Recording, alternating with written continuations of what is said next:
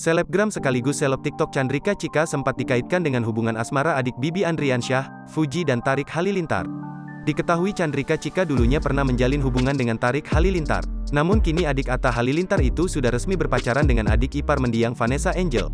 Meski Chandrika Chika sudah membantah tidak ada hubungan dekat lagi dengan Tarik, namun warganet tetap menghujatnya. Ia pun mengaku sedih lantaran hujatan warganet sampai membawa-bawa keluarganya. Awalnya aku sedih sampai keluargaku dibawa-bawa, kata Chandrika Chika di Opera Entertainment, Mampang Perapatan, Jakarta Selatan, Selasa, tanggal 8 Februari tahun 2022. Chandrika Chika bahkan sampai kepikiran ketika dihujat warganet, hingga dibandingkan dengan Fujian.